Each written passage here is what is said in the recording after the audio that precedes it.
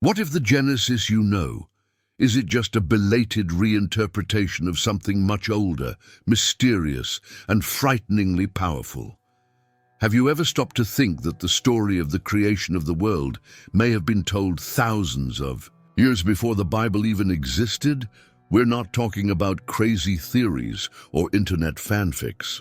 We're talking about real clay tablets, unearthed from the heart of civilizations, so ancient that most people don't even know how to pronounce their names.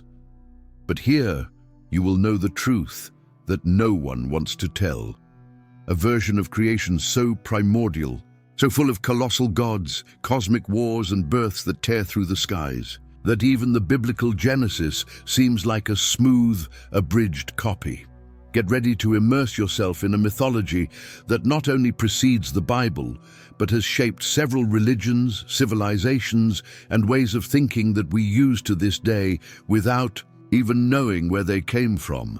You will understand why real scholars are trembling in the face of these discoveries, why archaeologists report things they can't explain, and why all of this has been hidden from you until now. If you think you've seen everything about mythology and spirituality, this video will blow your mind. Subscribe now to the channel and come with me to find out what the forgotten tablets of time reveal before they take this video down. And at the end of this video, I'm going to throw in a one-word question, and I want to see you blast the comments with your vision. Already note, Tiamat, you will understand. Long before biblical narratives were conceived, ancient civilizations were already weaving stories about the origin of the world and humanity. Among these, Mesopotamian mythology stands out, the cradle of accounts that would shape subsequent cultures. In the vastness of the lands between the Tigris and Euphrates rivers, the Sumerian civilization flourished, considered one of the oldest in humanity. The Sumerians developed writing systems, monumental architecture, and, above all, a rich mythological tapestry that sought to explain the mysteries of existence. One of the most iconic accounts is the Enuma Elish, the Babylonian epic of creation. This poem, engraved on clay tablets, narrates the formation of the cosmos from primordial chaos, personified by two entities, Apsu, the freshwater ocean, and Tiamat, the salty sea. From the union of these forces, the first gods were born, and through conflicts and alliances, the world as we know it was shaped. It is fascinating to note the similarities and differences between the Enuma Elish and the biblical account of Genesis. While both describe a creation out of chaos, the methods and characters diverge, reflecting the distinct worldviews of their peoples. These narratives not only sought to explain the origin of the universe, but also to establish the social and religious order, legitimizing kings and priests as representatives of the gods on earth.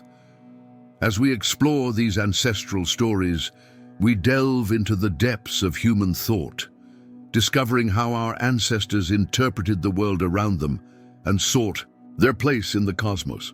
Amidst the sands of time, priceless artifacts awaited to tell their stories. Among them, a clay tablet, forgotten for millennia, emerged to shed light on the beginnings of civilization. In the 19th century, archaeologists unearthed in the ruins of ancient Nineveh the library of Ashurbanipal, a treasure trove of cuneiform texts. Among these documents, the Enuma Elish, the Babylonian creation epic, stood out. Written on 7 clay tablets, this poem revealed a worldview that preceded and possibly influenced later narratives, such as those found in biblical Genesis. The discovery of this forgotten tablet not only broadened our understanding of Mesopotamian beliefs, but also sparked debates about the cultural and religious interconnections of antiquity. How did these stories spread? What influences crossed the deserts and mountains to shape the traditions we know today? Furthermore, the preservation of these clay tablets is a testament to the ingenuity of the ancient scribes. By using clay as a recording medium, they ensured that their words stood the test of time, allowing us to glimpse their minds and hearts centuries later. Thus, the forgotten tablet reminds us of the continuity of the human search for meaning, connecting us to an unbroken lineage of storytellers who have shaped and continue to shape our understanding of the universe. Long before any cross or guiding star, the first gods of mankind did not rise from the sky, but from the land, literally from clay. Sumerian mythology, one of the oldest in the world, tells that the gods created the first beings by molding them with their own hands from the clay of the earth, a sacred clay loaded with power and destiny. These early humans were not mere creatures, they were living tools created to serve the gods. According to ancient texts, the gods were exhausted from doing the heavy lifting of maintaining world order, digging canals, erecting temples, and upholding cosmic laws. It was then that they decided to create servants, the human being, created with divine sweat and eternal clay. And it doesn't stop there. Human creation was directly linked to sacrifice. A lesser god was murdered, and his blood mixed with clay gave birth to the first man. This brings us a direct connection with other myths. Sacred blood as an ingredient of life, clay as the matrix of existence. It is curious how in the biblical Genesis man is also made of clay, of the dust of the earth, but without this bloodthirsty component. Coincidence? Or ancestral heritage? These clay gods tell us about a humanity made to obey, not to reign, a race shaped to carry the weight that the gods themselves rejected. And if today we live in search of freedom, perhaps it is because deep down we were raised with the DNA of servitude. This notion of creation for utility directly challenges the biblical concept that man was created in the image of God. Here, we are a reflection of divine exhaustion, of cosmic pragmatism, and the Sumerian gods themselves. They were far from perfect. They fought among themselves, made mistakes, felt envy, passion, and fear. Gods, but with a human soul. This contrast between divinity and clay makes us rethink who we really are. Do we come from clay only, or we carry in us the blood of something greater, and perhaps darker? Before light, there was chaos, and not that chaos that we imagine as total disorder, but a living, conscious, pulsating force. For the Mesopotamians, chaos was not the enemy of order, it was the mother of creation. Tiamat, the primordial goddess, was the embodiment of this original chaos. A salty ocean without limits, where everything slept in potential. Tiamat was not evil, but it was not comprehensible either. She was the absolute unknown, the darkness of the depths of time, and from this cosmic womb, the first gods were born. But like any powerful mother, Tiamat saw her children turn against her. When the gods began to bring order to chaos, trying to divide, appoint, and control, Tiamat revolted. She created monsters, dragons, winged serpents, and declared war. A cosmic war where the very balance of the universe was at stake. The hero of the myth is Marduk, a young and ambitious god who makes a pact. If he defeats Tiamat, he will have the right to rule everything. With a magical bow, a whirlpool, and a divine net, Marduk faces the mother of chaos. And when he kills her, he cuts her body in two. One half becomes the sky, the other the earth. This moment is a watershed, literally. The creation of the world, according to this view, was not an act of love, but an act of war. The world was born from the death of his own mother. Order was born out of the murder of chaos. It is as if the universe were a battlefield where everything that exists was built on the corpse of something older, wilder, freer. Compare this to the biblical Genesis, where God creates everything with smooth words and calm commands. Let there be light. Not here. Here it is blood, blade, and screams. The universe, for the Sumerians and Babylonians, is a trophy forcibly torn from the clutches of an ancestral being. This original chaos teaches us that reality can have far more violent roots than we are ready to accept. And perhaps, in stormy moments in life, we are just listening to the distant echo of Tiamat, still stirring deep in our soul. In almost all ancient cultures, the serpent is a powerful symbol. In the Bible, it is seen as the temptation, the fall, the error. But in the older mythologies that inspired even Genesis, this figure had a completely different and much more complex role. The serpent was not an enemy, it was the mother. It was Tiamat, the goddess of chaos, of the primordial. Ocean was often represented as a gigantic sea serpent, an ancient creature that contained within itself both creation and destruction. She didn't just give birth to the gods. She was the universe in its rawest, truest form, the cosmic feminine. And here's the point that will blow your mind. The serpent that causes the fall in Genesis is perhaps a distorted shadow of that original mother. What was once worship has become demonization. What was divine has become a threat. More recent religions could not stand the idea of such a powerful feminine and had to transform it into something dangerous. But the Sumerians and Babylonians viewed Tiamat with respect and awe. She was everything that came before order, the cosmic womb from which everything was born. The serpent as a symbol of life, regeneration, wisdom, all of this has been reinterpreted over time. But on the ancient tablets, she still whispers her truth. It reminds us that chaos is not the enemy of creation, but its origin. That there is wisdom in what we do not understand. Tiamat was not only defeated, she was dismembered, silenced, hidden, and his image survived distorted, like the serpent of Eden. But deep in our collective memory, it still drags on. He still sings. And if you silence the noise of the world, you can hear it calling, unlike the peaceful creation described in the Bible, where God simply speaks and the universe is shaped.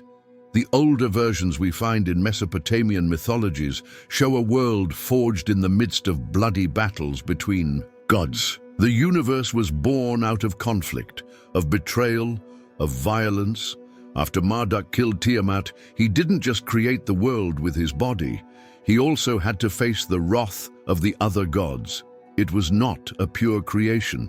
It was an imposition. The order was won, not granted, and that changes everything. This world we know today, made up of heaven, earth, sea, and stars, is, according to ancient accounts, the result of a divine war. There is no harmony at the origin. There is pain, loss, and power. This leads us to think, could it be that this feeling that the world is unfair, chaotic, and painful, isn't it precisely in your DNA? If the universe was born out of war, perhaps everything we feel as anguish, fear, and uncertainty is not a failure, but an inheritance. The curious thing is that this war is not over. The gods continued to fight. They continued to betray each other. They continued to create new races, mixing blood, challenging each other. In many accounts, humans are in the middle of it all, like pawns in a cosmic game. Created to serve, yes, but also as witnesses to a war that never ended. In Babylonian tales, there is a constant distrust between the gods. They are not perfect, nor are they above good and evil. They are intense, emotional, often unstable, and by creating humans, they passed part of this instability to us. Have you ever felt that you carry within you a struggle that has no end? That there is a part of you trying to build and another wanting to destroy? Perhaps this is an echo of this creation at war. Perhaps you were born on the battlefield of the gods themselves. Imagine a place where the gods walked side by side with the first men, a sacred, perfect space where nature obeyed the divine order and everything was harmony. This place existed, but perhaps not exactly as described in the Bible. In Sumerian traditions, there is the myth of Dilmun, a paradise located to the east, where there was no disease, death, or suffering. Dilmun was a pure land, where the gods lived in peace, and where the first woman, Ninhursag, created the first man. There was no snake, there was no sin, but there was one condition: obey the gods. The story takes a turn when the god Enki, enchanted by Ninhursag's creation, decides to push boundaries. He consumes sacred plants that she planted in the garden, and with that unbalances the natural order. The goddess becomes enraged and curses him. Harmony is broken. The garden, once a symbol of perfection, becomes the stage for the separation between the divine and the human. So familiar? The idea of a perfect garden, a creative feminine entity, a disobedience, and the loss of access to this paradise. It's all here, centuries before the biblical Genesis. The difference? In the Mesopotamian account, it was not man who erred first. He was a god, and that changes everything. Original sin, according to this myth, is not human, it is divine. Error is not born of man's frailty, but of the greed of a god. Paradise, then, was not lost through the fault of man, but stolen by a divinity who exceeded his own limits. This inversion is powerful. It defies centuries of doctrine, and it makes us reflect. Have we been deceived about our own guilt? Dilmun's garden reveals to us that the search for paradise lost may actually be an attempt to reclaim something that was never completely ours, something that was shown to us and then torn out. When we speak of the first human being, the most common image is that of man molded by God, with the dust of the earth and animated by the breath of life. But long before that, in the Sumerian and Akkadian civilizations, the first man had already been molded, and more than that, he had already been spiritually sacrificed since birth. In the Mesopotamian version, man is not born from a gesture of love or inspiration. It is born of a need. The gods were tired of working. Simple as that. The heavenly routine was unbearable. They needed someone to dig, plant, keep the rivers running, offer sacrifices. It was then that they decided to create an inferior being, resistant, obedient, moldable. The man, with damp clay and the blood of a sacrificed rebel god, they shaped the body. This clay was charged with divine power, but also with pain and submission. Man was not made in the image and likeness of any supreme god. It was created as a tool. But here comes the shock. Despite this, he carries within him something sacred, a piece of divine essence. The blood of the rebellious god pulses through his veins, and this detail worried the creators themselves, because the human being had the potential for much more than what was programmed. This is why the gods begin to limit humans, prevent access to immortality, control knowledge, enforce rules. The fear that the clay will become stronger than the creator is what has shaped civilizations ever since. The Bible tells us that we were cast out of Eden for disobeying. Mesopotamian myths suggest that we were never fully accepted into paradise. We have always been watched, always with a limit. The mudman is not just a symbol of origin, he is a denunciation, a reminder that we come from an act of divine manipulation, but we also carry within us the same spirit that defied the gods. If you think the most enigmatic figures in the Bible are the fallen angels, wait until you meet the Anunnaki, the true watchers of heaven, long before the word angel even existed. According to Sumerian and Akkadian accounts, the Anunnaki were gods sent to Earth for the purpose of observing, governing, and, in some cases, interfering with human development. They were the intermediaries between heaven and earth, powerful beings, but not omnipotent, intelligent but full of passions, disputes, and desires of their own. At a certain stage of these legends, a group of Anunnaki, tired of the celestial hierarchy and wishing to live among humans, rebels. They descend to Earth and become involved with human women. The result? A race of giants, hybrids, creatures with the strength of gods and the soul of men. This account resonates powerfully with the biblical narrative of Genesis 6, where the sons of God descend to earth and unite with the daughters of men. But here, in the oldest myths, we have clear names, stories, and intentions. These vigilantes weren't just watching. They transformed the earth. They taught humans agriculture, astronomy, metallurgy, medicine. But in doing so, they violated cosmic laws. They created imbalance. And the higher gods, led by Enlil, decided to punish them. Exile came, chaos came, the flood came. The Anunnaki who remained were divided. Some have become hidden protectors. Others, punished, were imprisoned in the depths of the earth.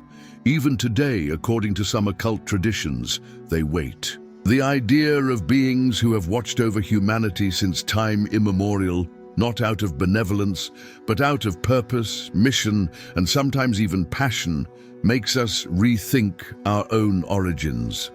Who really taught us what we know, and at what cost? The vigilantes, as you will see by the end of this video, have not been forgotten. They were just silenced. Not every myth begins with creation. Some begin with the fall. After the cosmic wars between the gods and the creation of the earth, a new threat emerged, not from without, but from within. The skies themselves began to crack. The younger gods questioned the established order, and among these gods, betrayals, dark alliances, and revolts arose. In one of the most impactful texts in Babylonian mythology, a fall from the heavens is described, not a physical fall, but a symbolic one. The moment when the trust between the gods is broken, the divine structure collapses. What was eternal becomes unstable. Among the gods, a new feeling arises, the fear of one's own power. Marduk, now leader, realizes that maintaining the universe requires more than strength. It requires control, constant vigilance, and above all, containment. Knowledge could no longer be free. Access to the sacred should be restricted. It is at this point that the separation between the heavens and the earth is created, not as a physical space, but as a spiritual wall. Humans, who could once hear the gods, are now put on the sidelines. The fall of the heavens was not only a punishment to the rebellious gods, but also to the humans who had come too close. This rupture echoes in all the religions that came after. The idea of a distant, unreachable God who only speaks to a chosen few was born here. In Babylon, in the ruins of the broken sky, what was intimate became forbidden. What was visible became too sacred. The light of the heavens was hidden behind symbols, rituals, and mediators, and the human being began to live in search of reconnecting with this lost paradise. The fall of the heavens was in fact the fall of direct communication with the divine, and from there we started to create religions, dogmas, doctrines, to try to understand an echo of what was once a clear voice. If the heavens fell, who really stayed in charge? If you think the flood story began with Noah, prepare to have your perception turned upside down. Long before the ark floated on the biblical waters, another flood had already devastated the world. On the clay tablets of Mesopotamia, in the Epic of Gilgamesh, one of the oldest works of humanity, we find the account of Utnapishtim, a man chosen by the gods to survive a total destruction. The gods, tired of the noise and multiplication of humans, decide to put them out with a great flood. But Ea, one of the benevolent gods, decides to warn Utnapishtim, ordering him to build a large boat. Yes, you've heard it before, but here the story has different layers. There is no moral pact, nor a religious alliance. There is anger. There is fear, and there is chaos. The gods panic when they see the force of the destruction they have created. Some even cry, others hide. There is no control, there is no mercy. There is only the fury of the heavens tearing the earth. When the rain stops, Utnapishtim releases birds to find dry land. He offers sacrifices to the gods, and as a reward, he receives immortality, eternal life, as a living witness of destruction. So familiar, what few people know is that this myth is hundreds of years older than the narrative of Noah, and that their similarities are so many that scholars around the world have already discussed the possibility of Genesis being a reinterpreted version of this Sumerian story. But why was this flood erased from popular history?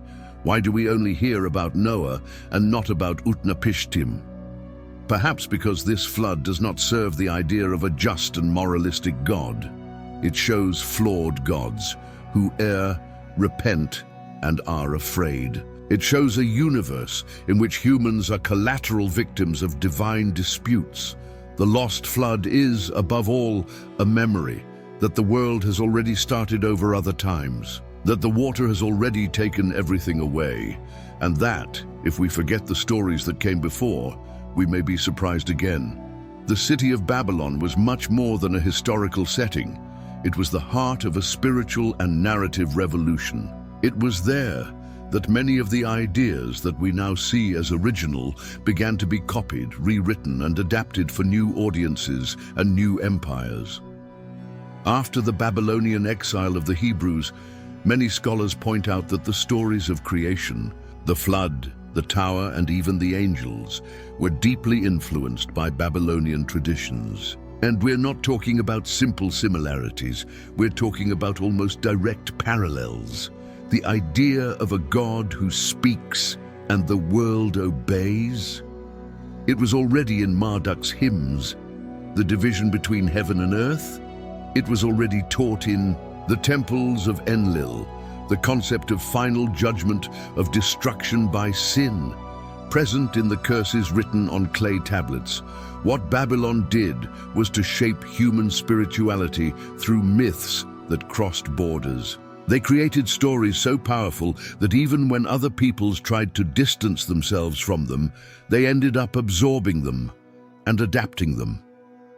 But why does this matter? Because understanding that Genesis can be a copy, or rather a rereading of older texts, forces us to see the world with different eyes. It forces us to look beyond blind faith and see the human hand behind the supposed divine voice, and more. It shows us that ancient wisdom has not disappeared. She was dressed in other clothes. He changed his names, but it's still here, in books, in religions, in symbols. Babylon was not just the confusion of tongues, it was the cradle of the narrative, the place where men and gods learned to tell stories to control or liberate. When you read Genesis, you may be reading Babylon, just with a different cover. Amidst the shadows of time, hidden between the ruins of history and the silences of the scribes, there is a narrative that few dare to mention. The forbidden version of Genesis, a story that predates the Bible, that shaped myths, empires, and consciences, and that for centuries was erased, rewritten, or ignored, as if its mere existence threatened the order we know today. But it exists. This version is not in a holy book.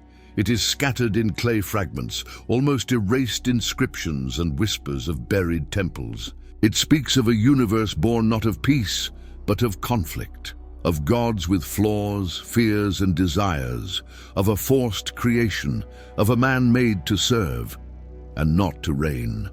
This version does not have a single god at the top, but a pantheon at war, each deity trying to impose their will on the cosmos, each shaping a piece of reality. It is a fragmented, chaotic Genesis, where life is not a miracle, but a consequence, where the human soul carries both clay and divine blood, where the serpent was a mother and knowledge, a crime punishable by oblivion.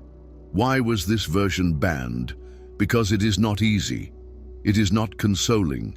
It does not promise heaven for the good and hell for the bad. She challenges, she messes up.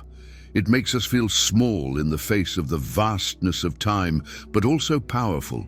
because it shows that we have always been more than servants. We were witnesses, heirs, survivors. The forbidden version of Genesis reminds us that the story we know was just one of many, and that perhaps the one that was silenced be the truest of all.